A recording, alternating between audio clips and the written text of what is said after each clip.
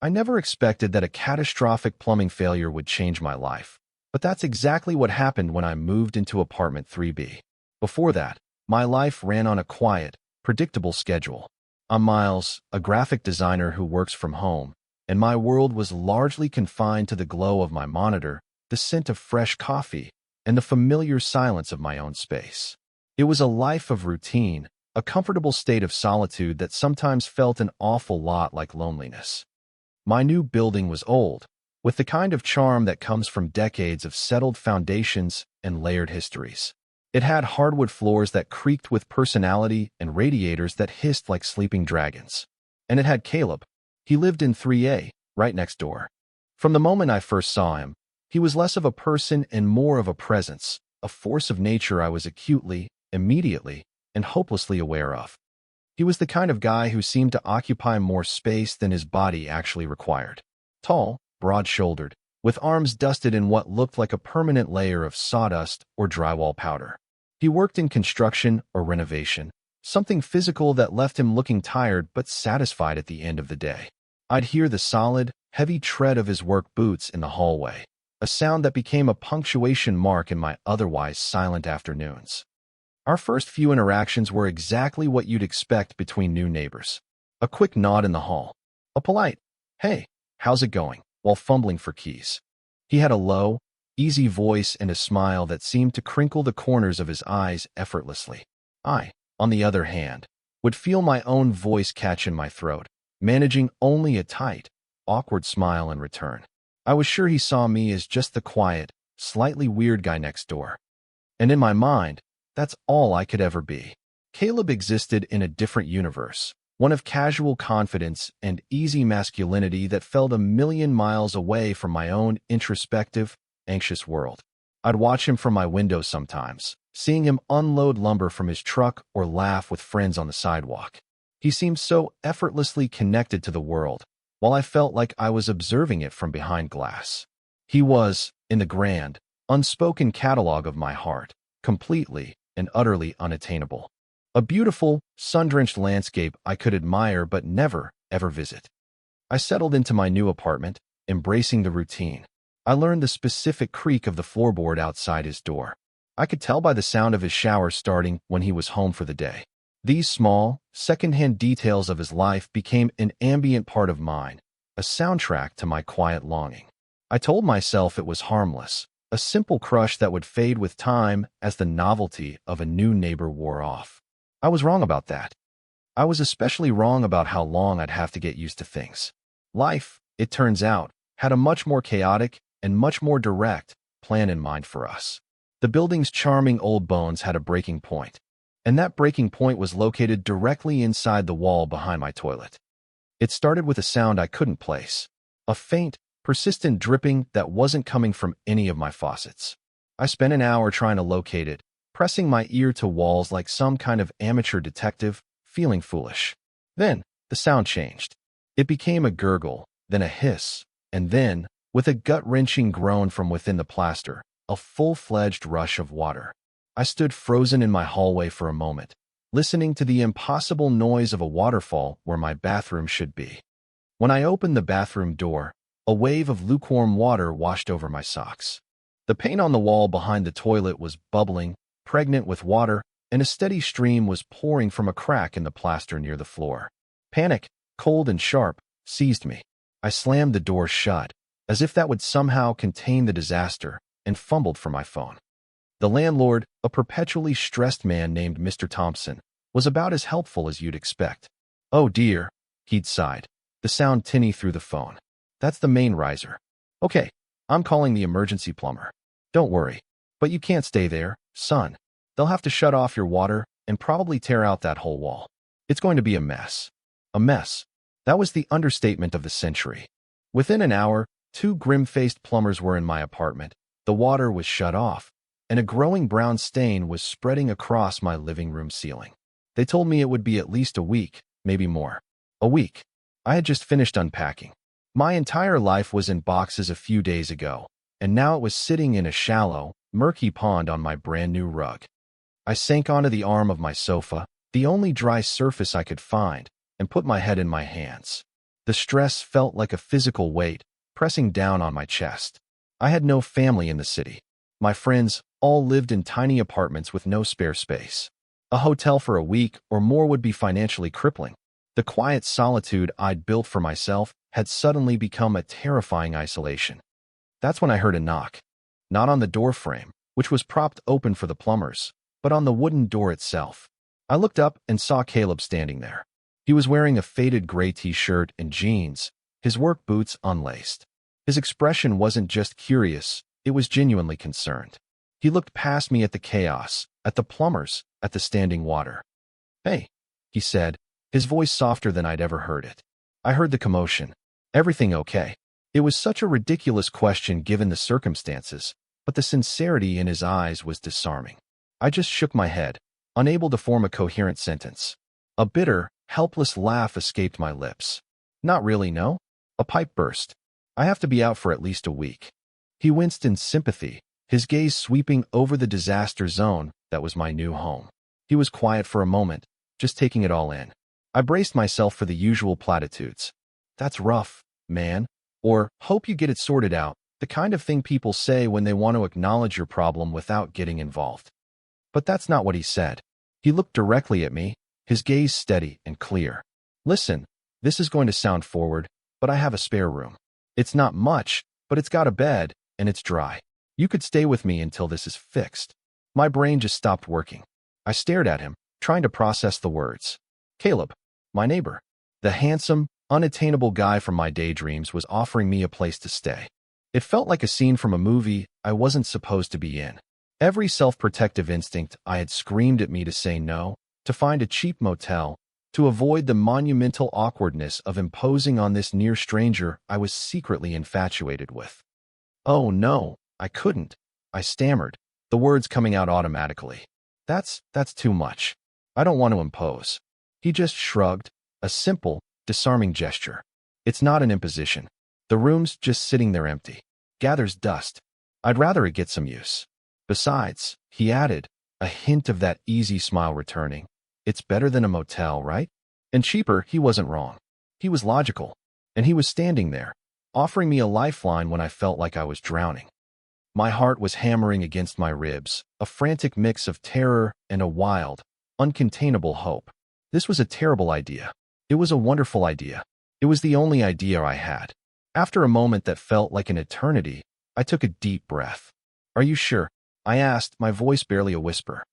"Yeah, man. I'm sure," he said, his smile widening just a little. "Let me help you grab a bag or whatever you need." And just like that, with a burst pipe and a simple, kind offer, the wall between our apartments and between our lives completely dissolved. The first night at Caleb's place was a blur of surreal hospitality. While I was frantically trying to pack a bag of salvageable clothes and my work laptop, he was setting up the spare room. His apartment was a mirror image of mine in layout, but in personality, it was another world entirely. Where mine was meticulously organized and minimalist, his was lived in, comfortable, and unapologetically masculine.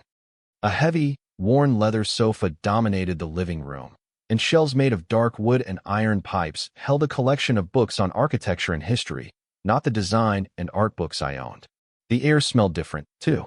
Not of my scented candles or clean linen spray, but of sandalwood, sawdust, and something uniquely him. It was intoxicating. The spare room was simple, just as he'd said. A double bed with a plain navy comforter, a small dresser, and a window that looked out onto the same quiet street as mine. He'd placed a clean towel on the pillow. "The bathroom's just across the hall," he said, leaning against the doorframe as I set my bag down. "Make yourself at home, seriously. Kitchen's open, Wi-Fi passwords on the fridge. If you need anything, just shout." I felt like a displaced person, a refugee from my own life, standing awkwardly in the middle of the room. "Thank you," I said, the words feeling completely inadequate. "Seriously, Caleb, you have no idea what a help this is." He just waved it off. "Don't worry about it. Neighbors are supposed to help each other out. It's one of the unwritten rules, right?"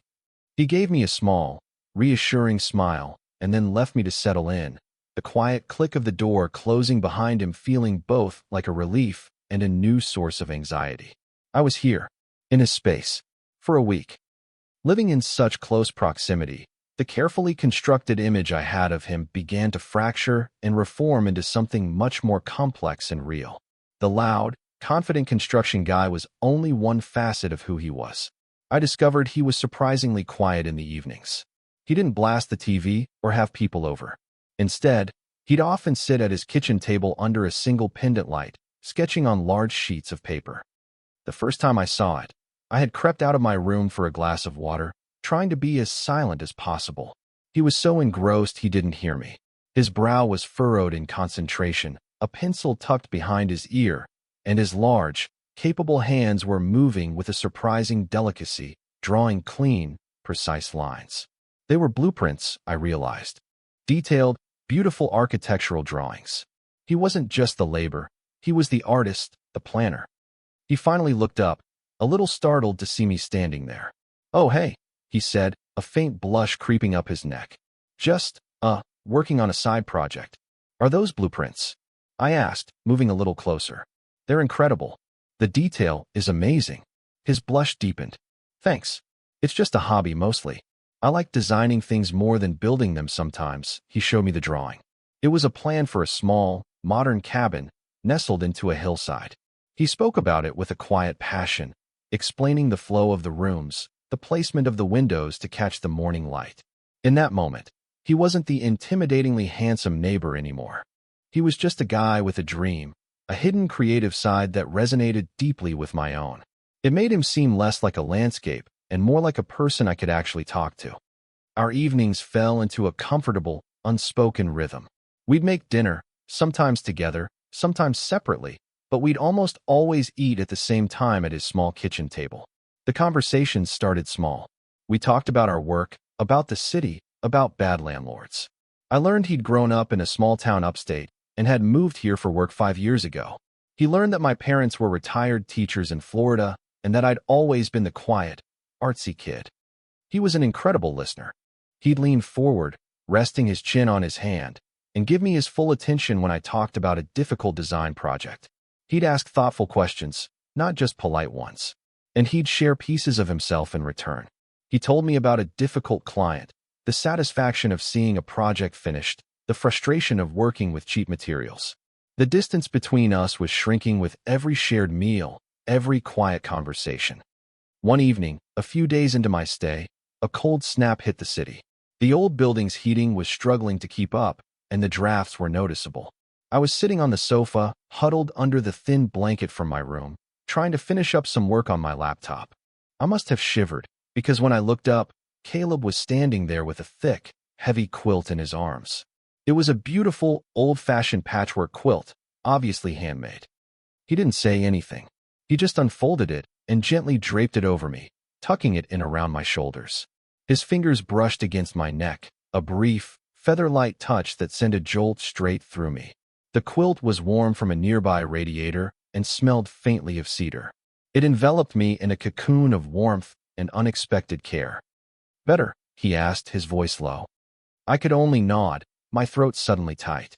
"Yeah, thanks." My heart was doing that frantic hammering thing again. It was such a small gesture, a simple act of kindness, but it felt monumental. It was the kind of thing you do for someone you care about, not just a neighbor you're putting up for a week. The hope that had been a tiny, flickering ember inside my chest roared into a bonfire. For the first time, I allowed myself to wonder, what if? What if I wasn't just imagining things? What if this strange, forced intimacy was leading somewhere real? The thought was both exhilarating and utterly terrifying. The days at Caleb's apartment began to feel less like a temporary displacement and more like a strange, domestic dream. The initial awkwardness had melted away, replaced by a comfortable, easy rhythm that felt almost natural. I knew how he liked his coffee, strong and black. He knew I couldn't function without my morning green tea. It was a small, shared life, constructed in the space of a week, and it was starting to feel more like home than my own damaged apartment. By the 5th day, I was running low on clean clothes.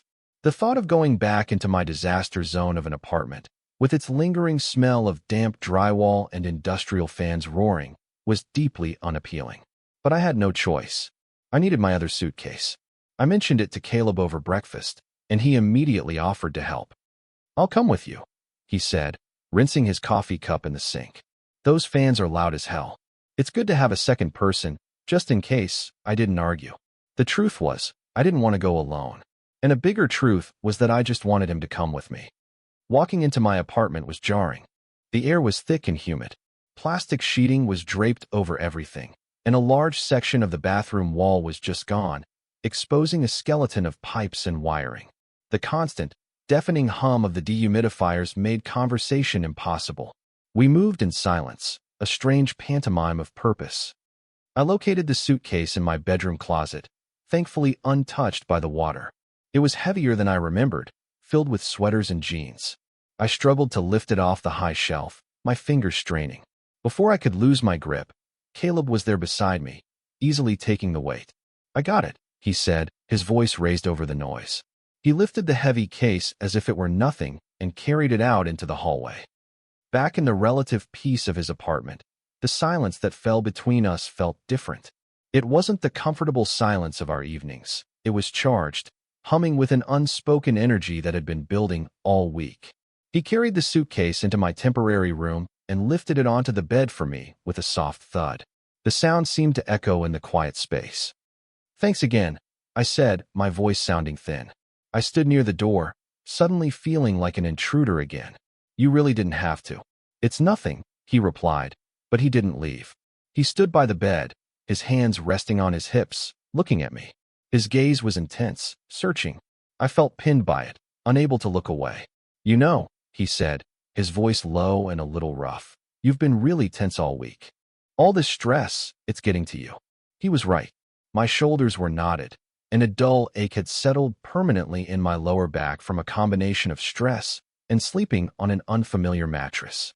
I gave a weak, self-deprecating laugh. "Yeah, I guess so. My back is killing me." Actually, it was a throwaway comment, just filling the silence. I didn't expect him to do anything about it. He took a step closer. The room suddenly felt very small. "Here," he said, his voice quiet but firm. "Turn around. Let me see." My mind went blank. Every rational thought evaporated, replaced by a roaring in my ears. Before I could process the request, before I could consent or object or even breathe, he was behind me. I felt the warmth of his body close to my back. And then, his hands were on me. Gently, deliberately, he took the hem of my t-shirt in his fingers. He didn't ask. He just acted. He lifted the fabric slowly, exposing the skin of my lower back to the cool air of the room. His touch was electric. His calloused fingertips, roughened by work, brushed against my skin, sending a shiver that had nothing to do with the cold straight up my spine. It was a clinical gesture, in theory. He was just looking at my back. But it felt like the most intimate act imaginable.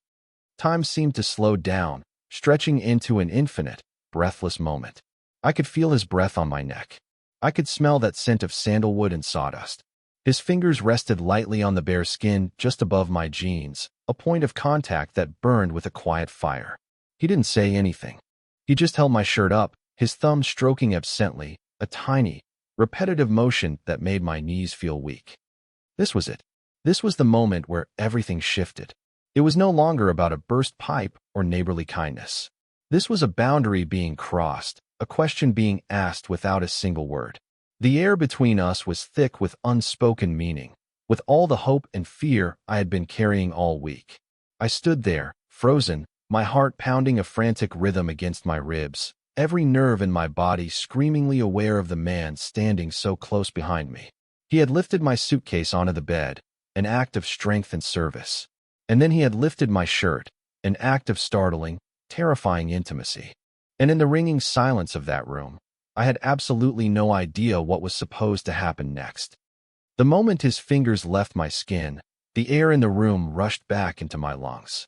He lowered my shirt gently, his knuckles grazing my spine one last time before he took a step back.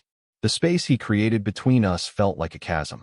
The silence that followed was deafening, heavy with everything that had just happened and everything that hadn't been said. "You're just tight," he mumbled, his voice sounding strained and unnatural. Lots of knots. He cleared his throat and stuffed his hands into his pockets, refusing to meet my eyes. He looked as flustered and uncertain as I felt. Without another word, he turned and walked out of the room, leaving me standing alone by the bed, my skin still tingling where he'd touched me. My mind was a chaotic storm of analysis.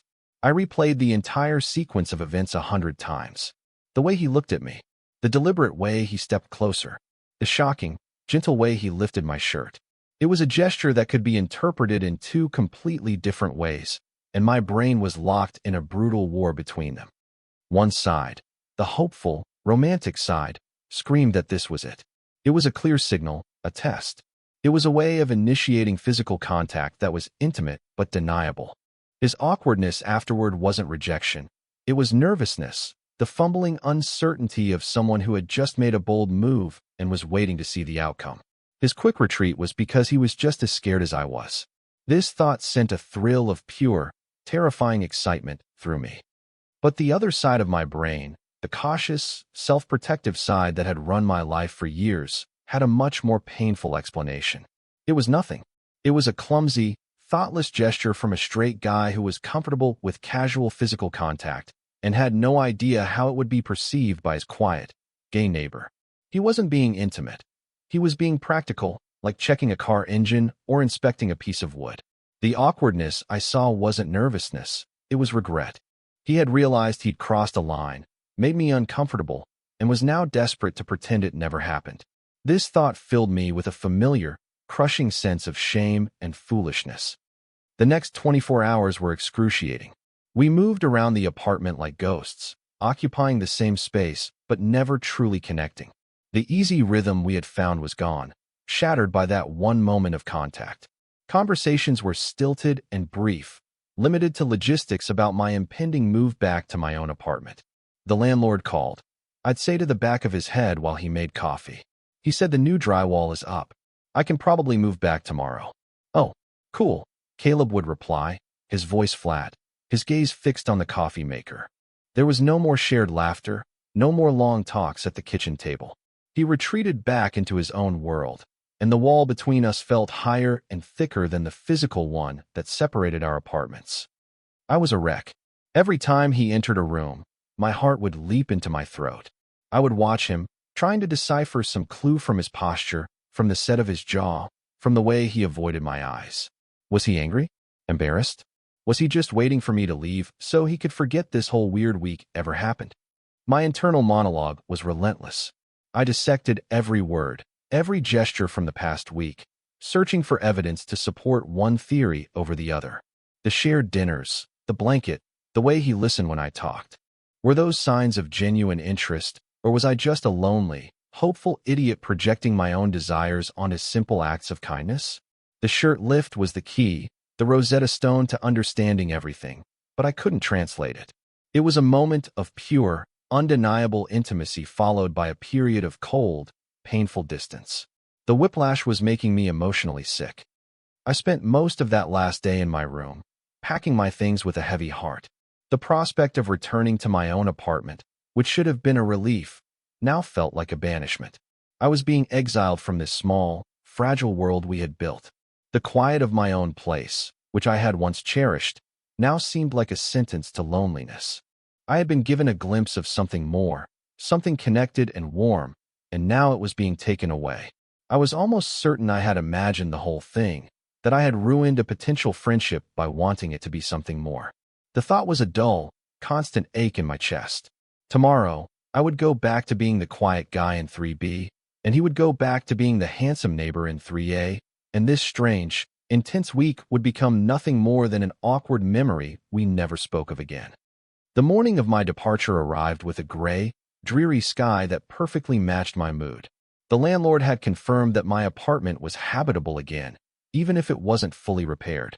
The industrial fans were gone, the new drywall was taped and mud, and my water was back on. There was no excuse for me to stay any longer. I packed the last of my things into my suitcase and duffel bag, moving with a slow, deliberate sadness. Each folded shirt felt like a final, concluding act. I carried my bags into the living room and set them by the door. Caleb was at the kitchen table, nursing a cup of coffee, staring out the window. He looked like he hadn't slept well. The silence in the apartment was thick with unspoken words, a heavy blanket of tension that made it hard to breathe. This was it. Time to say thank you and disappear from his life. I cleared my throat, and he startled, turning to look at me. The guarded, distant expression was back on his face. "Well," I began, my voice unsteady. "Looks like I'm all set. I can't thank you enough, Caleb. For everything. You really saved me this week." "It was no problem," he said, the words sounding rehearsed. He stood up and walked towards me, stopping a few feet away. The air crackled between us. We stood there for a long moment, trapped in an awkward standoff. I was just about to force a final, cheerful goodbye when he spoke, his voice low and serious. "Miles, wait," he said.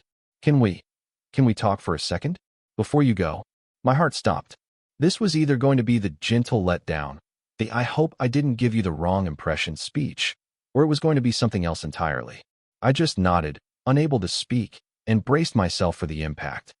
He ran a hand through his hair, a gesture I was beginning to recognize as a sign of his nervousness.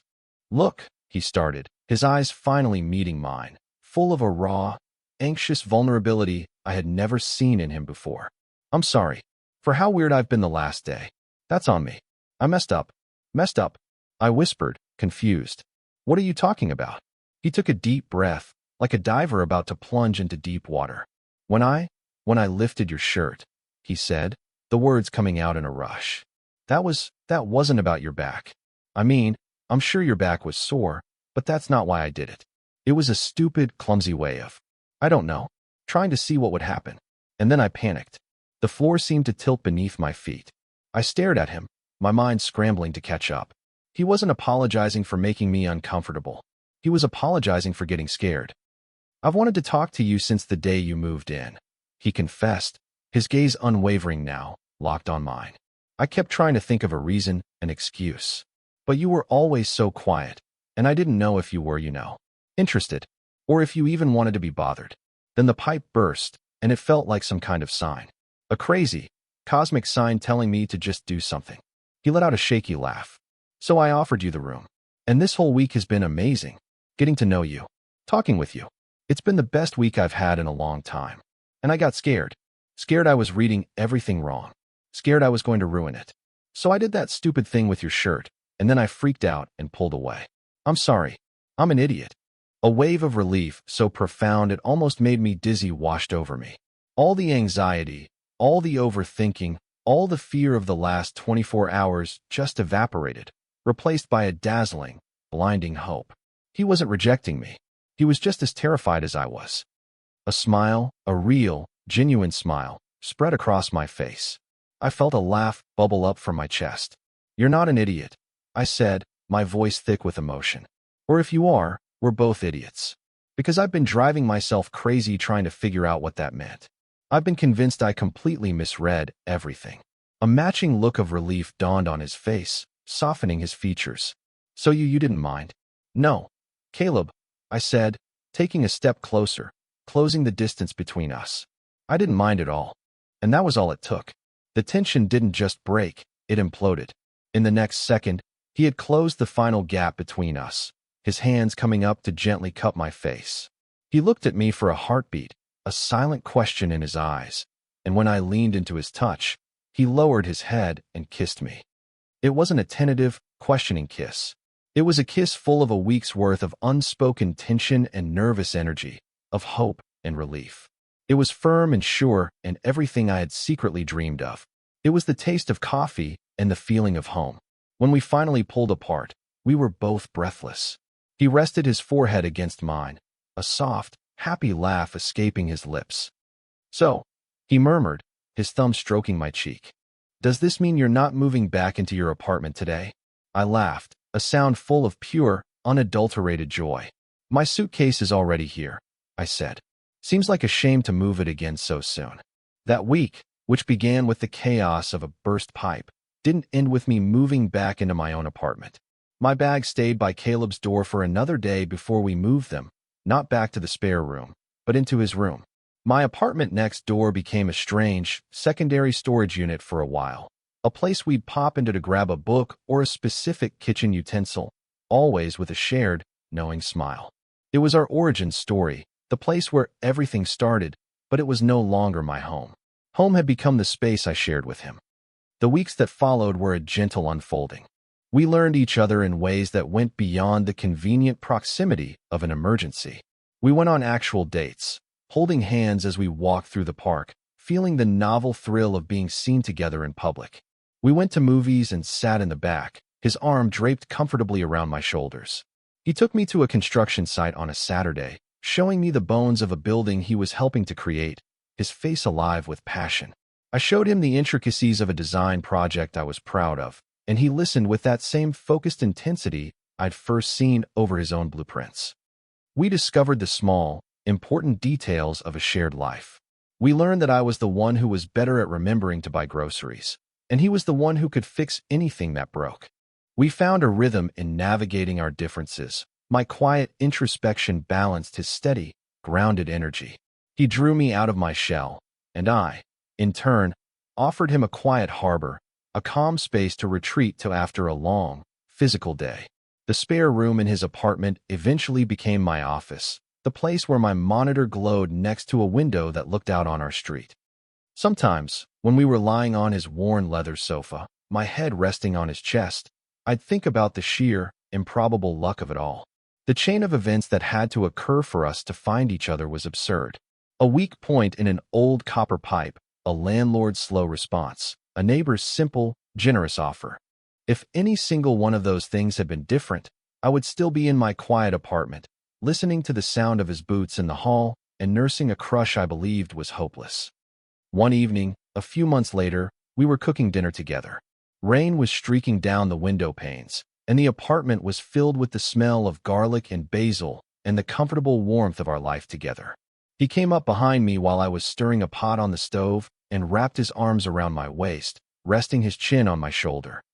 "Remember how panicked you were that first day?" he murmured into my ear, his voice a low rumble against my back. I leaned back into his embrace, a smile touching my lips. I was a complete mess. I thought my entire life was flooding. "It was," he said softly. "And so was mine. That's the thing about life, isn't it?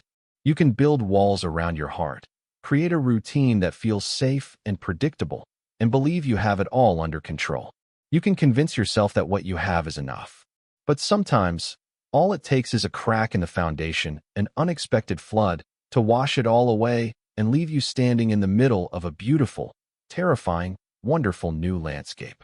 You just have to be brave enough to accept the help that's offered, and to believe that the person offering it might just be as scared and as hopeful as you are."